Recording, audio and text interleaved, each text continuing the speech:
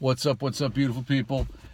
Been a minute since I posted any ride jams. I had a gig on Valentine's Day, and I just felt like that was the day of the school shooting in Florida, and it just didn't feel right doing a ride jams that night. And then there was a gig that weekend. I think it was that following Friday night, and I just got home way too late and was just too tired. And I meant to do the ride jams for that gig the following morning. But then I, forgot. So there we are. But here we are tonight. Just got back from KJ Farrell's, where we had the rehearsal for this Saturday's Concert for Bangladesh Revisited. This is a thing that Wondrous Stories has been doing every year for the last couple of years. And we had the rehearsal at KJ Farrell's. The background singers, we got about like 9 or 10 vocalists in the group, were set up on the floor, like on the dance floor in front of the stage. Rich Zucker on drums in front of the stage. Ricky Martinez also on drums on stage, along with the rest of us in the band. And we just invited people in to hang and watch us run the set. It was a lot of fun. It's going to be a great show.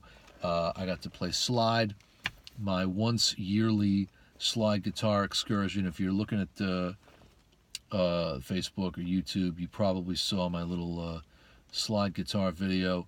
I want to do some more of that. I like it. But why are we here? Talking about the ride jams. On the way out, we started with a little David Sanborn, Heart to Heart. Is that what this album's called? Yeah, Heart to Heart. Just picked this up. 1978. Steve Gadd, Anthony Jackson, Herb Bushler, Dave Spinoza, all the New York cats. And this, I guess, is the album that kind of like made him, an artist in his own right. Whatever you want to call it. Smooth jazz, easy listening, whatever you want to call it. I love David Sanborn. Love the sound of his horn. And I just love the New York City session scene music. I hear Steve Gadd and Richard T on a Fender Rhodes, and I'm a happy boy. So I'm going to be digging into this a little bit harder. And then when that was finished, Michelle Indegliocello, Comet Come to Me. This is from 2014. How do you describe this music? I don't know. I mean, there's rock, there's funk, there's jazz, there's reggae, there's country. I mean, it's just like a seamless blend of so many different elements. The first time I heard this album, I really was like, what the hell's going on? Like, I couldn't understand it. It was just so much stuff happening, and it's one of those albums that you call a grower. You hang in there for like a couple of years, and it starts to kind of grow on you. You know what I'm saying? Not that I disliked it. I liked it from the beginning, but it was just like, it was so foreign to me what was going on here. Does that make sense? I don't know. It's late. What do you want? On the drive home, we started off with Bill Evans Trio, Explorations, Paul Motion and Scott LaFaro. Love this record, 1961. The only thing I don't like about the CD is that they took the bonus tracks.